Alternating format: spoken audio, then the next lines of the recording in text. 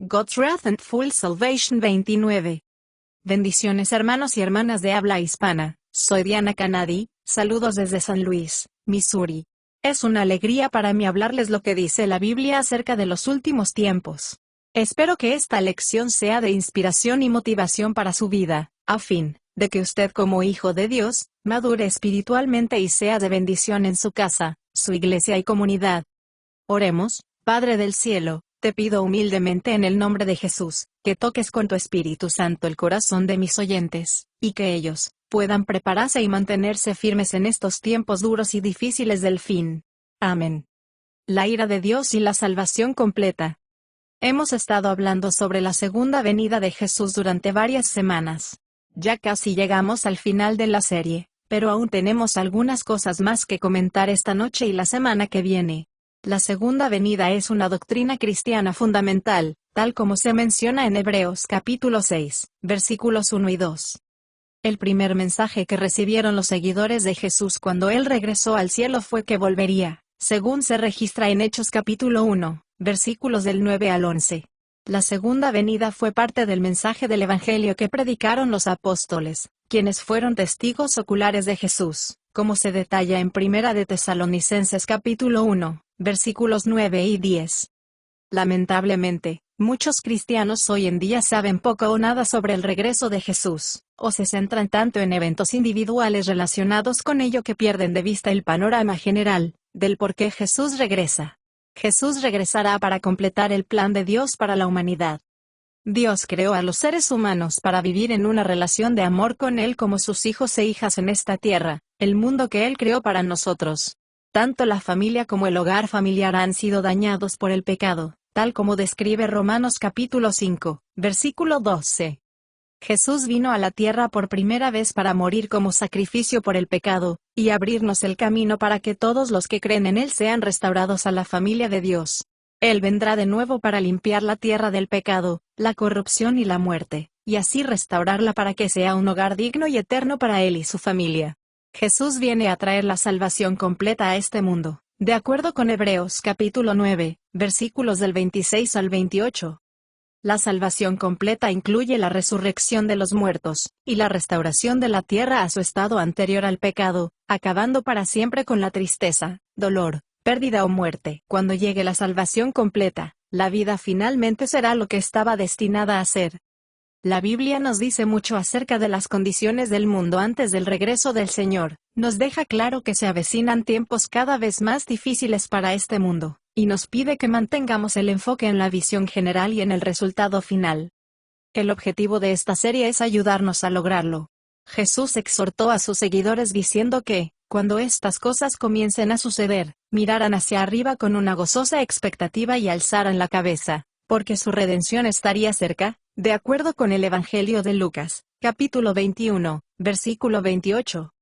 Aprender a vivir con la conciencia de que somos parte de algo más grande que nosotros mismos, algo que perdurará más allá de esta vida, nos ayudará a mantener perspectivas en medio de las dificultades.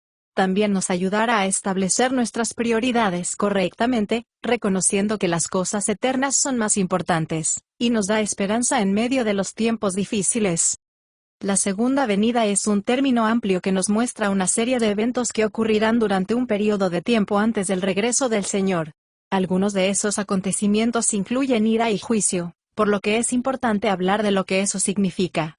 Jesús volverá para juzgar al mundo, no solo a las personas que estén en la tierra cuando Él regrese, sino también a toda la raza humana desde Adán y Eva, tal como se menciona en el libro de Hechos, capítulo 10, versículos del 38 al 42, y en el capítulo 17, versículos 30 y 31. Este juicio no tiene por objeto decidir si las personas van al cielo o al infierno. Eso se determina a lo largo de la vida, en función de cómo respondamos a la luz que Jesús nos ha dado en nuestra generación. El propósito de este juicio es recompensar a todos los que pertenecen a Dios por medio de Jesús con la plenitud de la salvación, ya sea que estén en el cielo o en la tierra. Sus cuerpos serán hechos incorruptibles e inmortales para que puedan vivir para siempre en la tierra restaurada. En relación con este juicio, todos aquellos que están en el infierno y en la tierra y han rechazado la oferta de salvación de Dios también estarán ante el Dios Todopoderoso, su Creador. Allí se demostrará por qué es correcto y justo separarlos para siempre de Dios y de su familia. La palabra griega que se traduce como juez significa dictar una decisión o separar. Jesús juzgará o apartará de su familia y del hogar familiar todo lo que dañe y perjudique, incluyendo a la gente malvada. Esto es parte de la restauración de este mundo, tal como se menciona en el Evangelio de Mateo, capítulo 13, versículos del 37 al 43, y en el mismo capítulo, versículos del 47 al 50. Para comprender lo que significa la ira en relación con el regreso de Jesús, necesitamos hacer algunas observaciones acerca de la ira de Dios. La ira de Dios no es un arrebato emocional contra la humanidad. Esta palabra se usa como una figura retórica en la Biblia para referirse al castigo por quebrantar la ley de Dios, según se explica en Romanos, capítulo 13, versículo 4. La ira es la respuesta justa y correcta de Dios al pecado. Dios la expresa porque es correcto y justo hacerlo. Todos entendemos que la justicia consiste en hacer lo correcto y dar a las personas lo que merecen, ya sea bueno o malo.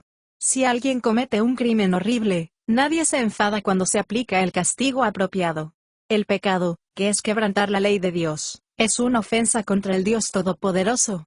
El castigo justo y correcto para el pecado es la muerte o la separación eterna de Dios, quien es la vida, de acuerdo con Génesis, capítulo 2, versículo 17, e Isaías, capítulo 59, versículo 2. Dios desea eliminar el pecado y transformar a los pecadores en sus santos hijos e hijas. Jesús vino y murió para que eso fuera posible, tal como dice el Evangelio de Juan, capítulo 3, versículo 17, porque Dios no envió a su Hijo al mundo para condenar al mundo, sino para que el mundo sea salvo por medio de él. Sin embargo, si un pecador se niega a volverse a Dios, no será salvado ni reintegrado a la familia de Dios, sino que quedará para siempre alejado de él y de su familia. Esa es la ira de Dios. Esto se refuerza en 2 de Tesalonicenses, capítulo 1, versículos del 7 al 10, donde se afirma que, cuando el Señor Jesús aparezca del cielo, vendrá con sus poderosos ángeles en fuego llameante, trayendo juicio sobre aquellos que se niegan a obedecer la buena nueva de nuestro Señor Jesús. Ellos serán castigados con destrucción eterna, y separados para siempre del Señor y de su glorioso poder, cuando Él venga a recibir gloria y alabanza de su pueblo santo. Este juicio no tiene por objeto decidir si las personas van al cielo o al infierno. Eso se determinamos nosotros a lo largo de la vida, y en función de cómo respondamos a la luz de Jesús que se nos ha dado en nuestra generación.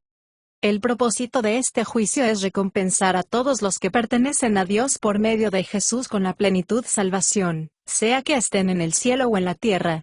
Sus cuerpos serán hechos incorruptibles y inmortales para que puedan vivir para siempre en la tierra restaurada. En relación con este juicio, todos aquellos que están en el infierno y en la tierra que han rechazado la voluntad de Dios, la oferta de salvación también estará ante Dios Todopoderoso, su Creador, y también será demostrado por qué es correcto y justo separarlos para siempre de Dios y de su familia. Para comprender lo que significa la ira en relación con el regreso de Jesús, necesitamos hacer algunas observaciones acerca de la ira de Dios. La ira de Dios no es un arrebato emocional contra la humanidad. La palabra ira se usa como una retórica en la Biblia para referirse al castigo por quebrantar la ley de Dios, tal como se explica en Romanos, capítulo 13, versículo 4. La ira es la respuesta justa y correcta de Dios al pecado. Dios la expresa porque es correcto y justo hacerlo. Todos entendemos que la justicia consiste en hacer lo correcto y dar a las personas lo que merecen, ya sea bueno o malo. Si alguien comete un crimen horrible, nadie se enfada cuando se aplica el castigo apropiado. El pecado, que es quebrantar la ley de Dios, constituye una ofensa contra el Dios Todopoderoso. El castigo justo y correcto para el pecado es la muerte o la separación eterna de Dios, quien es la vida, de acuerdo a Génesis, capítulo 2, versículo 17, e Isaías, capítulo 59, versículo 2. Dios desea eliminar el pecado y transformar a los pecadores en sus santos hijos e hijas.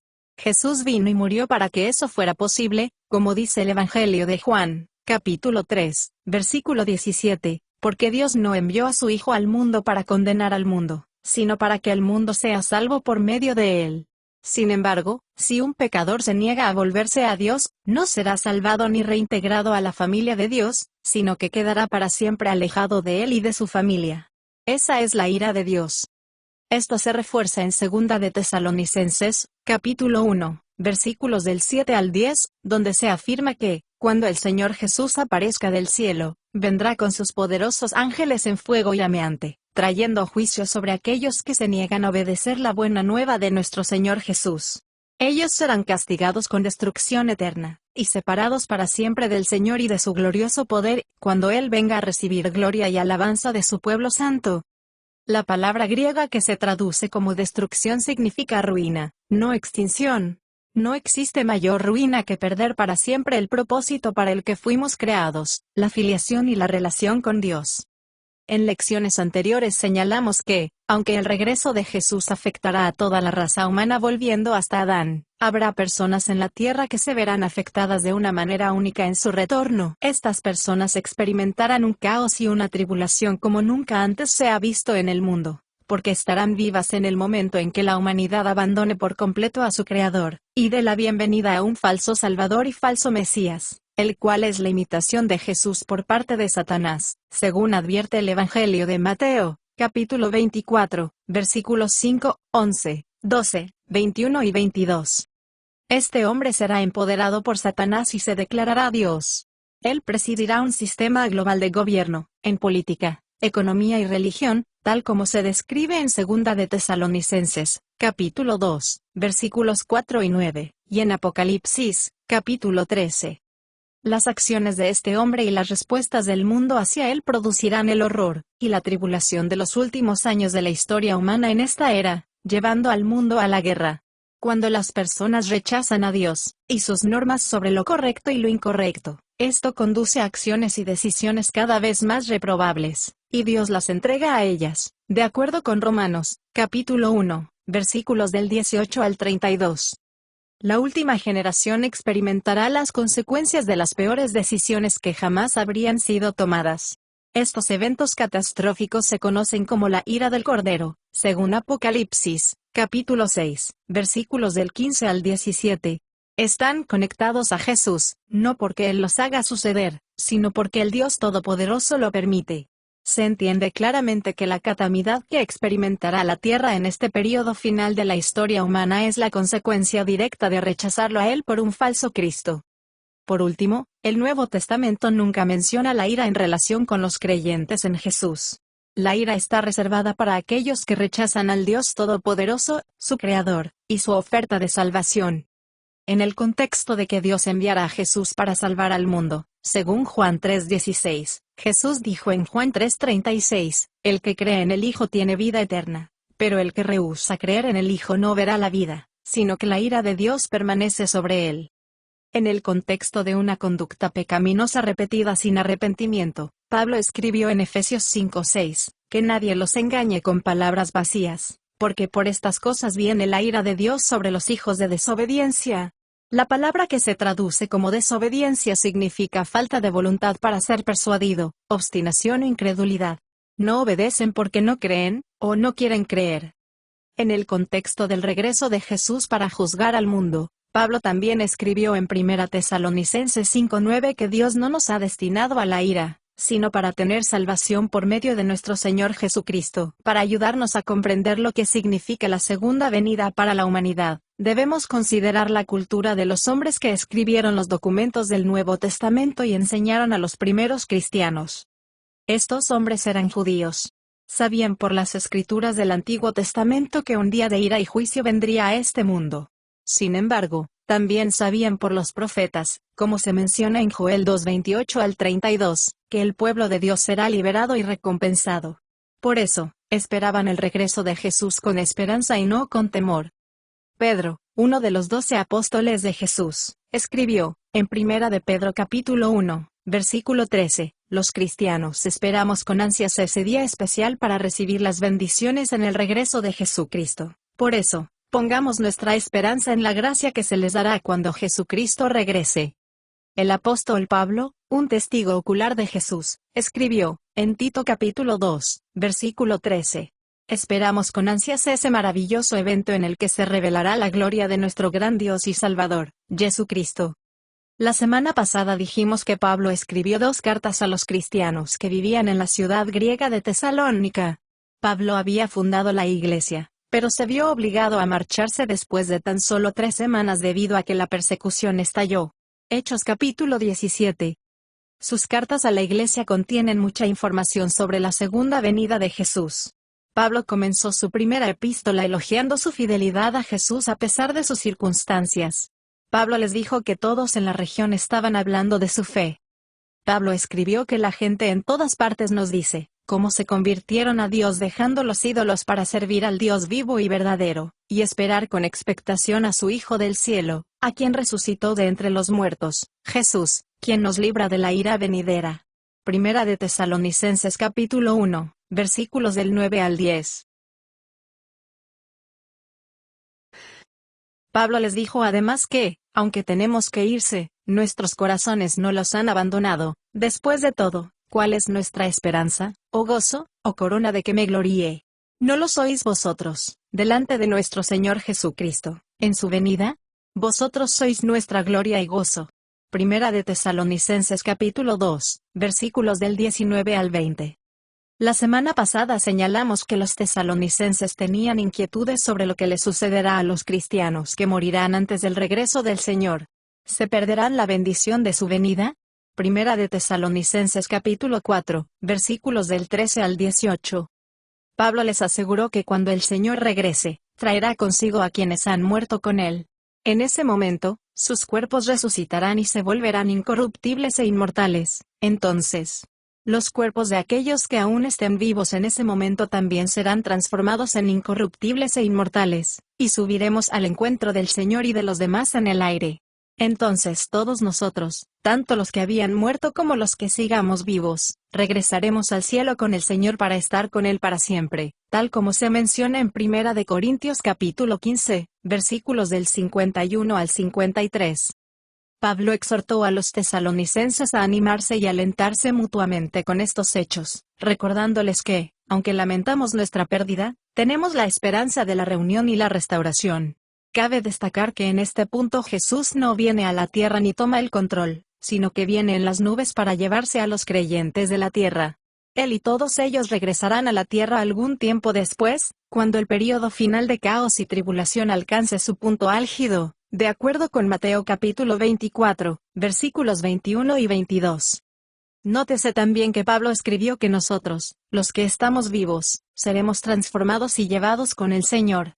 Pablo y aquella primera generación de creyentes esperaban que Jesús regresara durante su vida. Pablo escribió una segunda epístola unos meses después. En ella, alabó a los tesalonicenses por su paciencia en la persecución. Los animó recordándoles que Dios en su justicia castigará a quienes los persiguen, y les dará descanso a aquellos que son perseguidos, así como también a nosotros cuando el Señor aparezca desde el cielo. Segunda de Tesalonicenses capítulo 1, versículos 5 y 6. En otras palabras, les recordó que se acerca un día de justicia, el cual es un tema bíblico y una lección para otra ocasión. Pablo pasó a abordar otra preocupación que tenían los tesalonicenses. Alguien les estaba diciendo que el día del Señor ya había comenzado. Entonces, se preguntaban, ¿por qué seguimos en la tierra? ¿Acaso Dios se olvidó de nosotros? El día del Señor era un término utilizado por los profetas del Antiguo Testamento para referirse a un día venidero o día del juicio. En los primeros tiempos del cristianismo, el término se utilizaba para referirse a la segunda venida de Cristo. Pablo escribió, ahora bien, hermanos, les hablaremos de la segunda venida de nuestro Señor Jesús Cristo, y de cómo nos reuniremos para encontrarnos con Él. Por favor, no se dejen perturbar tan fácilmente por aquellos que dicen que el día del Señor ya ha comenzado. Incluso si afirman haber tenido visiones, revelaciones o cartas supuestamente nuestras. Segunda de Tesalonicenses 2 del 1 al 2. Prestemos atención a la advertencia de Pablo, no te dejes perturbar ni influenciar fácilmente por lo que oigas o veas, por cosas que contradicen lo que Dios dice. Necesitamos aprender a no dejarnos influenciar por las diferentes voces que se comunican con nosotros a través de las redes sociales. Limita la información a unas pocas personas en las que confías. Pablo les recordó que Jesús vendrá por nosotros antes del tiempo del juicio, y que seremos reunidos y preparados para encontrarnos con Él en el aire, ya que hemos sido librados de la ira venidera. Pablo recordó además a sus lectores, porque ese día no vendrá hasta que haya una gran rebelión contra Dios, y se manifieste el hombre de iniquidad, que trae destrucción. Segunda de Tesalonicenses 2:3. Jesús mismo habló de estas señales, diciendo que aparecerán falsos cristos, falsos profetas, falsos maestros y creciente anarquía y rebelión contra Dios, y mucha maldad hacia el prójimo. Mateo 24 del 8 al 11. Pablo continuó, diciendo, en segunda de Tesalonicenses 2 del 4 al 6. Porque este hombre, se exaltará a sí mismo y desafiará a Dios, pregonando que él mismo es Dios. ¿No recuerdan que les dije esto cuando estaba con ustedes? Ustedes saben que lo está deteniendo, pero será revelado cuando llegue su tiempo.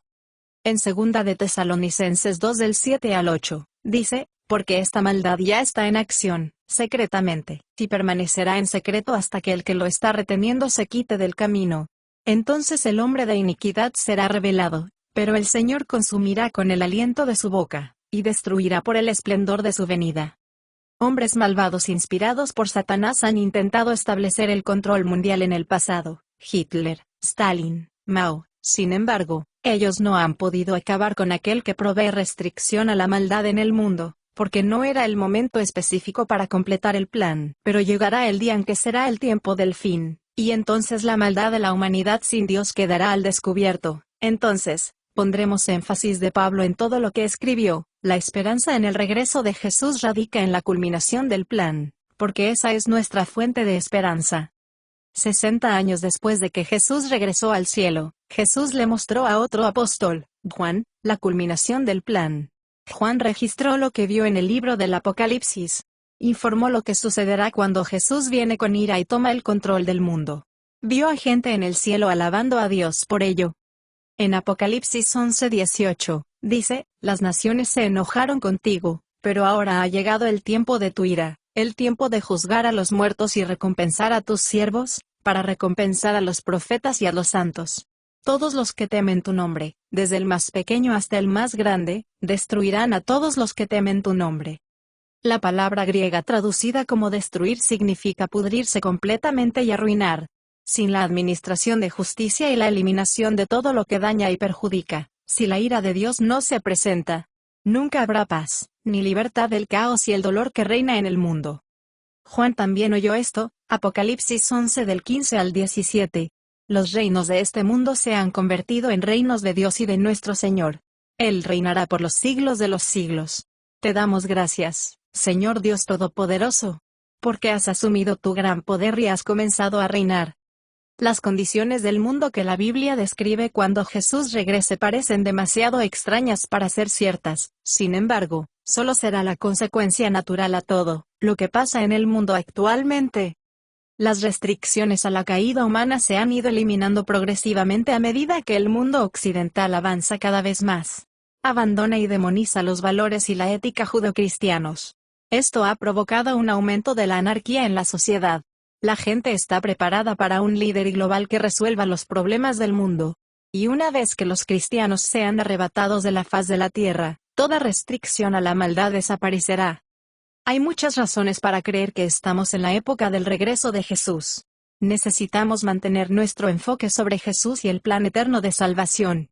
Pídanosle al Señor que use el creciente caos para llevar a la gente al conocimiento de la salvación de Jesús, nos empodere y nos dé sabiduría para afrontar lo que nos depara el futuro. Más la semana que viene. Bendiciones. Diana.